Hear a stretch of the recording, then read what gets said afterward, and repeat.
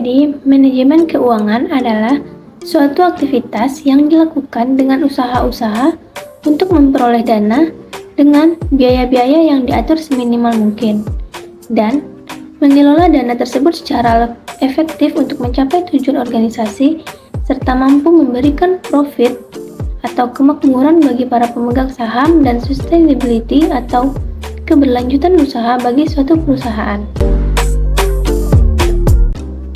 Tujuan dari manajemen keuangan yang pertama itu memaksimumkan nilai perusahaan.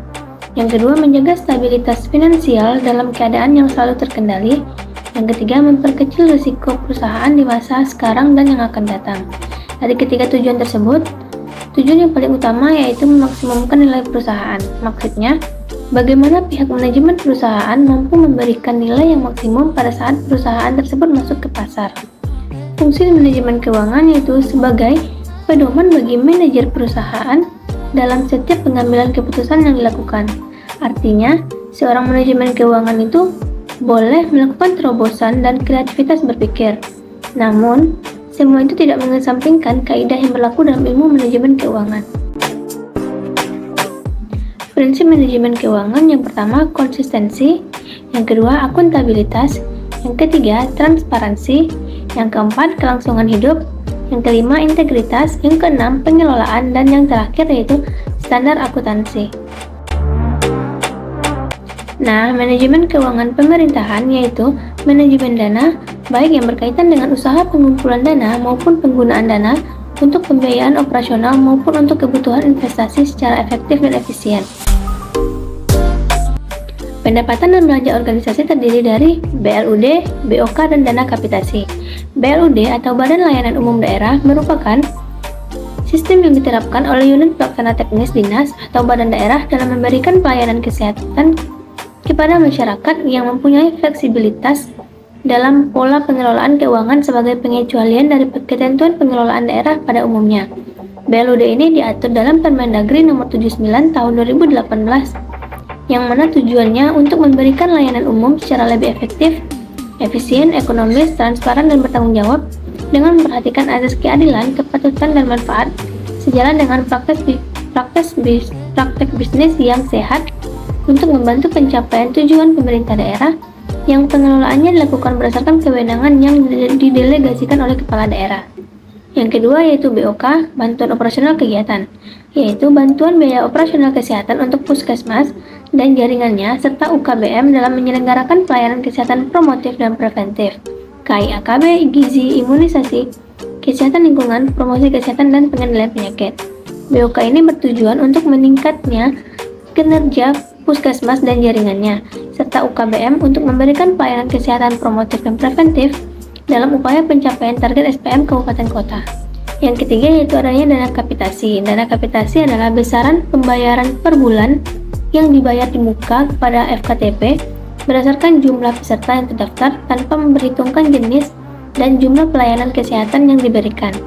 Dana kapitasi ini diatur dalam Peraturan Menteri Kesehatan Republik Indonesia Nomor 21 Tahun 2016 tentang penggunaan dana kapitasi jaminan kesehatan nasional untuk jasa pelayanan kesehatan dan dukungan biaya operasional pada fasilitas kesehatan tingkat pertama milik pemerintah daerah. Pemanfaatan dana kapitasi ini dapat digunakan yang pertama untuk pembayaran jasa pelayanan kesehatan dan untuk dukungan biaya operasional kesehatan.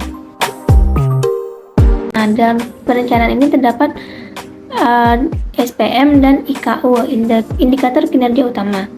SPM merupakan salah satu program strategis nasional. SPM merupakan ketentuan mengenai jenis dan mutu pelayanan dasar yang merupakan urusan pemerintahan wajib yang berhak diperoleh setiap organ negara secara minimal. Terdapat 12 indikator SPM. Yang pertama, pelayanan kesehatan ibu hamil. Yang kedua, pelayanan kesehatan ibu bersalin. Yang ketiga, pelayanan kesehatan bayi baru lahir. Yang keempat, pelayanan kesehatan balita. Yang kelima, pelayanan kesehatan usia pendidikan dasar. Yang keenam, pelayanan kesehatan pada usia produktif 15-59 tahun. Yang ketujuh, pelayanan kesehatan pada usia lanjut. Yang kedelapan, pelayanan kesehatan penderita hipertensi. Yang kesembilan, pelayanan kesehatan orang dengan gangguan jiwa berat. Yang ke-10, pelayanan kesehatan penderita diabetes mellitus. Yang ke-11, pelayanan kesehatan orang dengan TB. Dan yang terakhir yaitu pelayanan kesehatan orang dengan risiko terinfeksi HIV. Selain terdapat SPM, terdapat juga PISPK atau Program Indonesia Sehat dengan Pendekatan Keluarga. Terdapat 12 indikator PISPK. Yang pertama, keluarga mengikuti KB. Yang kedua, ibu bersalin di fasilitas kesehatan. Yang ketiga, bayi mendapat imunisasi dasar lengkap. Yang keempat, bayi diberi ASI eksklusif selama 6 bulan. Yang kelima, memantau pertumbuhan balita tiap bulan. Yang keenam, penderita TB paru berobat sesuai standar. Yang ketujuh, penderita hipertensi berobat teratur. Yang kedelapan, gangguan jiwa berat tidak ditelantarkan. Yang kesembilan, tidak ada anggota keluarga yang merokok. Yang kesepuluh, keluarga mempunyai akses terhadap air bersih. Yang ke-11, keluarga mempunyai akses atau menggunakan jamban sehat. Dan yang terakhir, sekeluarga menjadi anggota JKN Askes. Antara PISPK dengan SPM terdapat beberapa kesamaan dalam indikator mereka masing-masing. Lalu, yang kedua itu terdapat indikator kinerja utama atau IKU. IKU ini sebagai bentuk pertanggungjawaban kepada publik atas kinerja pemerintah. Maka diperlukan suatu pengukuran kinerja untuk menunjukkan apakah sasaran atau kegiatan telah berhasil dicapai, yang kemudian dituangkan dalam indikator kinerja. IKU ini diatur dalam Peraturan Menteri Negara Pendayagunaan Aparatur Negara Nomor 9 Tahun 2007 tentang Pedoman Umum Penetapan Indikator Kerja Utama di Lingkungan Instansi Pemerintah. IKU ini dapat digunakan sebagai ukuran keberhasilan dari suatu tujuan dan sasaran strategis organisasi pemerintah. Yang kedua, IKU ini untuk mengukur keberhasilan pencapaian tujuan atau sasaran yang mencerminkan tugas pokok dan fungsi organisasi.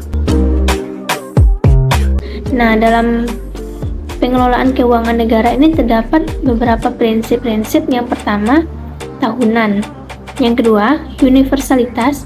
Yang ketiga, kesatuan. Yang keempat, spesialitas. Yang kelima, akuntabilitas berorientasi pada hasil. Yang keenam, profesionalitas. Yang ketujuh, proporsionalitas. Yang kedelapan, transparansi. Dan yang kesembilan itu Badan Pemeriksa Keuangan atau BPK yang mandiri dan tidak berada di bawah pemerintahan. Yang pertama itu belum adanya arahan prioritas per bidang. Yang kedua, belum adanya data evaluasi dan data analisis situasi permasalahan. Yang ketiga, masing-masing bagian dari sesi memberikan hasil usulan kegiatan, kemudian perencanaan menggabungkan. Yang keempat, data Renstra dan data Renja belum sinkron. Dan yang terakhir yaitu perencanaan bidang hanya memahami kegiatan perseksinya saja. Dalam artian kegiatan perseksi sama berdasarkan tahun-tahun sebelumnya. Nah, monitoring itu dilakukan ketika kegiatan sedang berlangsung. Tujuannya untuk memastikan kesesuaian proses dan capaian sesuai rencana atau tidak. Kegiatan monitoring ini mampu memberikan informasi kepada pengelola program apabila terjadi hambatan dan penyimpangan, serta sebagai masukan dalam melakukan evaluasi. Evaluasi itu sendiri dilakukan pada akhir kegiatan untuk mengetahui hasil atau capaian akhir dari kegiatan atau suatu program tersebut. Sehingga diperlukannya kegiatan monitoring evaluasi untuk mengetahui apakah anggaran tersebut telah terrealisasikan dengan baik sesuai dengan tujuan yang telah ditetapkan.